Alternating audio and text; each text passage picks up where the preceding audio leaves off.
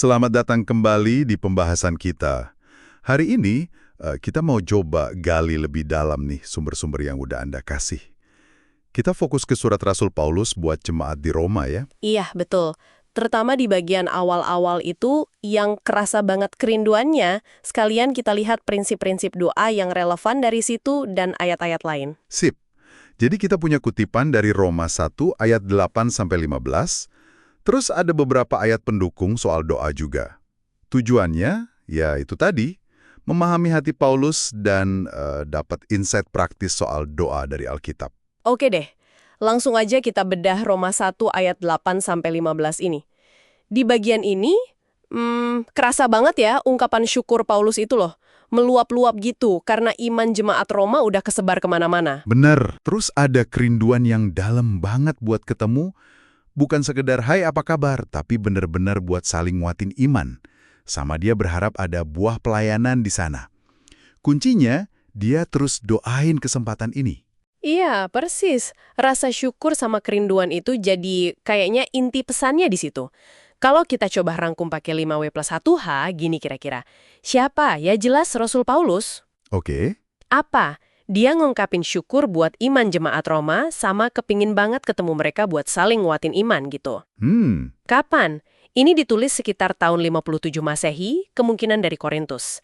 Mengapa? Tujuannya ya buat nguatin iman jemaat yang belum pernah dia temui langsung, plus dia pengen juga ada hasil pelayanan Injil di pusat kekaisaran waktu itu. Penting itu ya, Roma? Penting banget.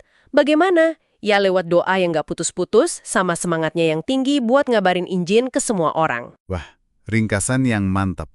Nah, terus gimana kita menempatkan bagian ini dalam gambaran besarnya? Konteksnya gimana nih?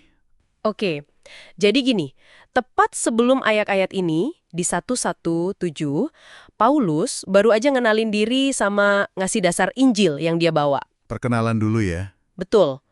Terus, sesudahnya, di 1:16-17, dia langsung masuk ke tema utama surat Roma. Injil itu kekuatan Allah yang nyelamatin. Nah, kalau lihat konteks jauhnya, kita tahu Paulus ini udah keliling kemana-mana. Tapi Roma ini jantung kekaisaran, tempat yang dia pengen mengedatengin tapi belum kesampaian. Belum pernah ke sana dia ya? Belum. Dan yang menarik, ini fakta unik nih. Akhirnya dia sampai juga ke Roma. Tapi, bukan sebagai misionaris bebas, malah jadi tahanan. Itu ada di Kisah Para Rasul 28. Oh, jadi tahanan. Iya, jadi rencana Tuhan itu tetap jalan, tapi caranya di luar dugaan Paulus sendiri pasti. Wow, itu detail penting banget. Ke Roma sebagai tahanan. Ini berarti kerinduannya di ayat 10 itu yang semoga aku oleh kehendak Allah beroleh kesempatan itu benar-benar diuji ya. Banget. Ini relevan banget loh buat kita sekarang. Rasa syukur di tengah penantian, doa yang gak nyerah, kangen sama komunitas iman, bahkan sama orang yang belum pernah ketemu langsung, terus semangat misinya itu, dan yang penting, tunduk sama kehendak Tuhan, yang kadang nggak kita ngerti. Tepat sekali. Dan ini langsung nyambung ke aplikasi praktisnya buat kita. Pertama, yaitu tadi, penting banget punya komunitas iman yang hidup, yang saling bangun. Paulus kangen persekutuannya. Persekutuan ya? Kedua, teladan Paulus ini ngajarin kita buat punya visi, punya rencana, tapi selalu bawa dalam doa. Tetap bergantung sama Tuhan. Rencana kita oke, tapi kehendak Tuhan nomor 1. Oke. Ketiga, ini tantangan nih. Apa kita masih punya semangat hutang Injil kayak Paulus di zaman sekarang? Keempat, belajar buat tetap setia waktu kondisi nggak ideal, atau rencana kita berubah total. Percaya aja Tuhan tetap pegang kendali kayak pengalaman Paulus waktu mau ke Roma itu. Dan doa Paulus yang nggak putus-putus ini kayaknya ngajak kita buat lihat lebih dalam lagi ya, soal gimana sih sebenarnya prinsip-prinsip doa yang Alkitab ajarkan dari sumber-sumber yang ada ini. Betul. Sumber-sumber ini ngasih beberapa panduan penting. Ada prasyaratnya dulu. Kayak kata Yesus di Markus 11:25, beresin dulu urusan pengampunan sama orang lain sebelum menghadap Tuhan. Wah, itu dalam. Terus soal waktu. Yesus kasih contoh bangun pagi-pagi banget, nyari waktu teduh. Markus 1:35. Tempatnya, Yesus juga contohin cari tempat tersembunyi atau sunyi. Matius 6:6, Matius 14:23. Fokusnya ke Allah, bukan buat pamer ke orang lain. Jadi soal waktu sama tempat itu intinya biar fokus dan tulus gitu ya, bukan soal jam atau lokasinya persis. Iya, lebih ke situ arahnya. Terus, apa aja yang didoain? Model utamanya ya doa Bapa Kami, Matius 6, 9-13, itu jelas. Standarnya ya. Tapi sumber lain nambahin. Doain musuh kita, Matius 5:44. Doain mereka yang butuh kelepasan, Matius 17:21. Ini sering dikaitin sama doa dan puasa ya.